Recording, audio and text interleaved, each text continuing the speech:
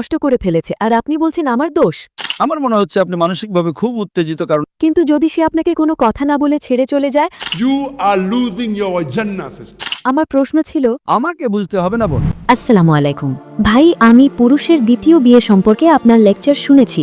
পুরুষরা একের অধিক বিয়ে করতে খুব পছন্দ করে এবং ইসলাম তাদের সেটার অনুমতি দেয়। এমনকি সেটার জন্যেরও তাদের দরকার, তাদের প্রথম স্ত্রী দ্বিতীয় স্ত্রীর অনুমতির দরকার নেই যদি তারা তৃতীয় বা চতুর্থ বিয়ের জন্য যায়।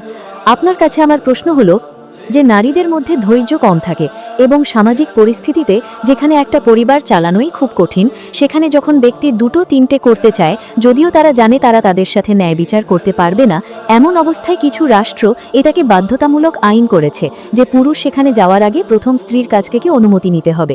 তারপরেও কি আপনি বলবেন যে সামাজিক পরিস্থিতি এড়িয়ে চলবো বা সম্পর্কের মধ্যে দুর্নীতি, যেখানে পুরুষরা বেশিরভাগই দ্বিতীয় বা তৃতীয় স্ত্রীকে অস্বীকার করে অথবা তারা পরে সামাজিক চাপ বা পারিবারিক চাপের কারণে তাদের তালাক দেয়, আপনি কি এখনো বলবেন যে তাদের অনুমতির প্রয়োজন নেই?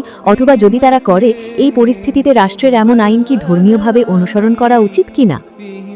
বোন প্রশ্ন করেছেন যে অধিকাংশ পুরুষ দ্বিতীয় স্ত্রী রাখতে ভালোবাসে।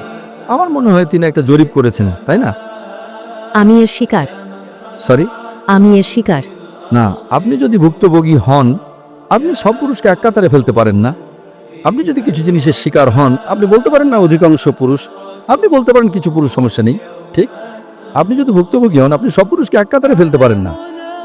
ওকে, যাই হোক, আপনার প্রশ্নে আসছি যে পুরুষরা যখন তারা দ্বিতীয় স্ত্রীকে বিয়ে করতে চায়, তাদের অনুমতি নিতে হয় না, কারণ আল্লাহ তাদের কোরআনে অনুমতি দিয়েছেন।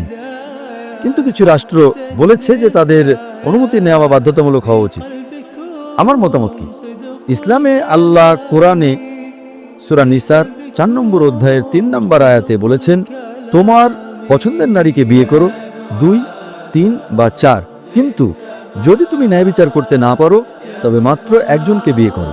এই বক্তব্য মাত্র একজনকে বিয়ে করো শুধুমাত্র কোরআনে দেওয়া হয়েছে এবং অন্য কোনো ধর্মগ্রন্থে নেই। যদি আপনি ন্যায় বিচার করতে না পারেন তবে আপনাকে মাত্র একজনকে বিয়ে করতে হবে। তার মানে কোরআন পুরুষকে অনুমতি দেয় 2, 3 বা 4 জন স্ত্রী রাখার, কিন্তু তারা ন্যায় বিচার করতে না পারলে মাত্র একজনকে। ইসলামে সাধারণত একজন স্বামীর দ্বিতীয় বিয়ে করার আগে স্ত্রীর অনুমতি নেওয়ার প্রয়োজন নেই, কিন্তু ইসলামে একজন হবু স্ত্রী স্বামীর ওপর শরীয়ত অনুমোদিত যে কোনো শর্ত আরোপ করতে পারে। একইভাবে স্বামীও শরীয়ত অনুমোদিত যে কোনো শর্ত আরোপ করতে পারে। তার মানে যদি কোনো নারী কোনো পুরুষকে বিয়ে করে, সে শর্ত দিতে পারে যে আমি তোমাকে শুধু এই শর্তে বিয়ে করব যে তুমি পারবে না, তুমি দ্বিতীয় স্ত্রী গ্রহণ করবে না। এখন যেহেতু ইসলামে একাধিক স্ত্রী বিয়ে করা বাধ্যতামূলক নয়, সে একটা শর্ত দিতে পারে যে আমি তোমাকে তখনই বিয়ে করব যদি তুমি দ্বিতীয় স্ত্রী না নাও। তার এই অপশন আছে। বোন, আপনি কি আপনার বিয়ের নিকাহনামায় সে শর্ত দিয়েছিলেন? আসলে বোন, আমি আপনাকে জিজ্ঞেস করছি, প্লিজ, আপনার প্রশ্ন এত লম্বা, আপনি খুব আবেগী, হ্যাঁ অথবা না। আপনি কি বিয়ের আগে আপনার নিকাহনামায় এমন কোনো শর্ত দিয়েছিলেন যে আমার স্বামীর দ্বিতীয় স্ত্রী নেওয়া উচিত নয়? এটা আগেই কাটা ছিল যখন নিকাহনামা আমার কাছে আসে, কারণ এটাই একটা সাধারণ প্রথা। আমি আপনাকে একটা সহজ প্রশ্ন করছি, হ্যাঁ অথবা না। আপনি কি নিকাহনামায় শর্ত দিয়েছিলেন যে আমার স্বামীর দ্বিতীয় স্ত্রী নেওয়া উচিত নয়?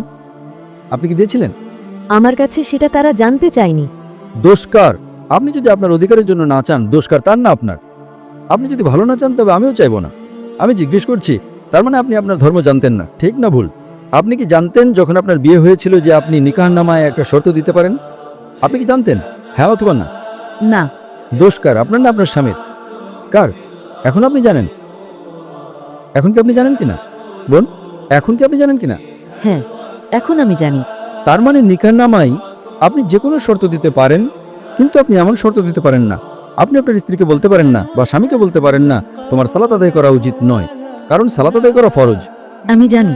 তো আপনি আপনার স্বামীকে এমন কিছু করা থেকে বিরত রাখতে পারেন না যা ফরজ, আবার তাকে এমন কিছু করতে বাধ্য করতে পারেন না যা হারাম। আপনি বলতে পারেন না আমি চাই তুমি প্রতিদিন অ্যালকোহল পান করো, কারণ অ্যালকোহল পান করা হারাম। কিন্তু যে কোনো কিছু যা মুবাহ, যা ঐচ্ছিক, আপনি একটা শর্ত দিতে পারেন। এই বলে যদি সে রাজি হয় সে আপনাকে বিয়ে করবে, যদি সে রাজি না হয় সে আপনাকে বিয়ে করবে না, খালাস। এখন আপনি যদি আপনার দিন না জানেন, দোষকার আপনার না আমার? দোষকার। আপনি কেন রাষ্ট্রের কথা বলছেন? রাষ্ট্রকে ভুলে যান। প্রত্যেক মুসলিম পুরুষ বা নারী যে কোনো শর্ত দিতে পারে যা ঐচ্ছিক। আপনি একটা শর্ত দিতে পারেন যে আমি তোমাকে তখনই বিয়ে করব যদি তুমি আমাকে প্রতি মাসে 50,000 টাকা দাও। কোনো সমস্যা নেই। রাজি? রাজি না, টাকা আছে, সে রাজি হবে না। অথবা আপনি 1 লাখ টাকা চাইলেন, একটা শর্ত দিন, সে রাজি হতে পারে, সে রাজি নাও হতে পারে, আপনি যা চান তা মোহর দাবি করতে পারেন। আপনি মোহর জানেন? আপনি মোহর জানেন? আপনি কত মোহর রেখেছিলেন বোন? কিন্তু তারা মোহর দেওয়ার প্রতিশ্রুতি দেয় এবং পরে তারা তাদের দেয় না। বোন, কত মোহর? দেখুন, আমি আপনাকে একটা প্রশ্ন করছি, আপনি কোথায় নিয়ে যাচ্ছেন? আপনি বলছেন আমার নাম অমুক এবং তমুক। আপনার বিয়ের মোহর কত ছিল? 1 লাখ। 1 লাখ টাকা। আজ 1 লাখ টাকা দিয়ে আপনি কি করতে পারেন? এটার কোনো মূল্য নেই। তো আপনি কেন সেই মোহরে রাজি হয়েছেন? দোষকার আপনার না আমার? কারণ আর কোনো উপায় ছিল না। হ্যাঁ, তো সমস্যাটা আপনার মধ্যে। সমস্যা হলো যে তাহলে আপনাকে করতে হবে। যদি অন্য কোনো উপায় না থাকে, তার মানে আপনি সেরাটা পেয়েছেন। দেখুন বোন, ইসলামের বিভিন্ন অপশন এবং বৈচিত্র্য আছে। সমস্যাটা হলো মুসলিম এবং পুরুষরা তারা নিজেরাই তাদের দিন জানে না। আপনি দিন জানেন না এবং তারপর আপনি ইসলামকে দোষারোপ করেন। ইসলামে পুরুষকে অধিকার দেওয়া হয়েছে নারীকে রক্ষা করার জন্য। এবং যদি আপনি আমার উত্তরটা শোনেন যে কেন ইসলাম একজন পুরুষকে একাধিক স্ত্রী রাখার অনুমতি দেয়, তা নারীকে রক্ষা করার জন্য। যদি প্রত্যেক পুরুষ একজন নারীকে বিয়ে করে, তাহলে এই পৃথিবীতে নারীরা অরক্ষিত থাকবে। কারণ বোন, আজ পৃথিবীতে পুরুষের চেয়ে নারীর সংখ্যা বেশি। আপনি কি সেটা জানেন? না। শুধু নিউ ইয়র্কে, শুধু আমেরিকা যুক্তরাষ্ট্রে পুরুষের চেয়ে 4.3 মিলিয়ন নারী বেশি আছে। জার্মানিতে একাই পুরুষের চেয়ে 1 মিলিয়ন নারী বেশি আছে। শুধু রাশিয়াতে পুরুষের চেয়ে 10 মিলিয়ন নারী বেশি আছে। যদি আপনার বোন বা আমার বোন রাশিয়াতে বাস করে এবং সেখানে 10 মিলিয়ন নারী আছে যারা স্বামী পায়নি, তাদের একমাত্র উপায় হলো তারা হয় এমন কোনো পুরুষকে বিয়ে করবে যার ইতিমধ্যে একজন স্ত্রী আছে, অথবা গণসম্পদ হবে। আপনি কি বুঝতে পারছেন? গণসম্পদ, ডক্টর জাকির, এটা খুব কঠোর শব্দ। এটা সবচেয়ে পরিষ্কৃত শব্দ যা আমি ব্যবহার করতে পারি। তাই বহুবিবাহ, একজন পুরুষের একাধিক স্ত্রী রাখার বিধান নারীকে রক্ষা করার জন্য দেওয়া হয়েছে, তাকে নিচে নামানোর জন্য নয়। সমস্যাটা হলো অনেক পুরুষ, অনেক মুসলিম নারী তারা তাদের অধিকার জানে না। আমরা দোষী। আমরা আমাদের দিন খুব ভালোভাবে জানি না। আমাদের দিন, ইসলামে নারীর যে পরিমাণ অধিকার আছে তা অসাধারণ। অন্যান্য ধর্মে নারীকে টাকা দিতে হয়, ঠিক না ভুল? ভারতে সাধারণত যৌতুক দিতে হয়, ঠিক না ভুল? হ্যাঁ ঠিক, আমাদের দিতে হয়। আপনি কি যৌতুক দিয়েছিলেন? আপনি কি যৌতুক দিয়েছিলেন? না। আপনি এটা পেয়েছেন, আলহামদুলিল্লাহ। তো ইসলাম অধিকার দিয়েছে, যদি আপনার স্বামীর সাথে কিছু ঘটে থাকে এবং যদি সে ইসলাম মেনে না চলে, তবে উপায় আছে। আমি বলছি না। এবং আরও একটা কথা বল, কারণ আমি একজন ব্যক্তি হিসেবে তাকে না শুনে রায় দিতে পারি না, সেইখানে উপস্থিত নেই। এটা গীবত, এটা গীবত। আপনাকে আমার পরামর্শ হলো গীবত ভুলে যান। সমস্যাটা কি?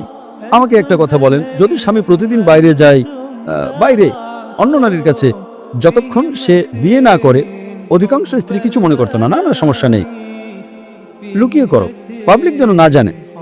ঠিক? আপনি আমেরিকায় যান, তারা থিত হওয়ার আগে 8 জন ভিন্ন ভিন্ন যৌন সঙ্গী রাখে।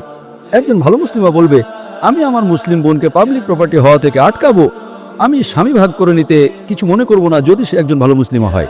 আপনি কি বুঝতে পারছেন বোন? আপনি কি বুঝতে পারছেন? আমি বুঝতে পারছি, কিন্তু আমার জীবন নষ্ট করে ফেলেছে, আর আপনি বলছেন আমার দোষ।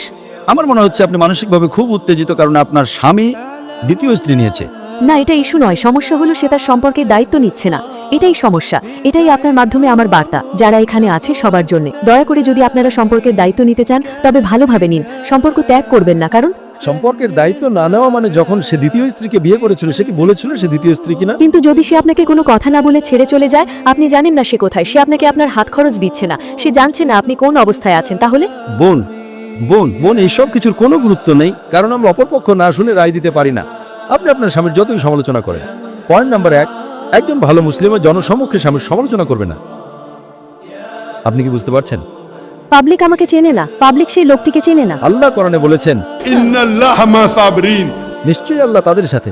এমনকি আমার স্ত্রী, সে যতই খারাপ হোক, আমি মাশাআল্লাহ, সে খুব ভালো, মাশাআল্লাহ, সে পৃথিবীর সেরা স্ত্রী। কিন্তু এমনকি আমার স্ত্রী যদি সবচেয়ে খারাপ স্ত্রী হতো, আমি কখনো তার সমালোচনা করতাম না, কারণ আমি জান্নাতে যেতে চাই। আমাদের প্রিয় নবী মুহাম্মদ সাল্লাল্লাহু আলাইহি সাল্লাম বলেছেন, সেরা মুসলিম সেই যে তার পরিবারের কাছে সেরা, স্ত্রীর কাছে।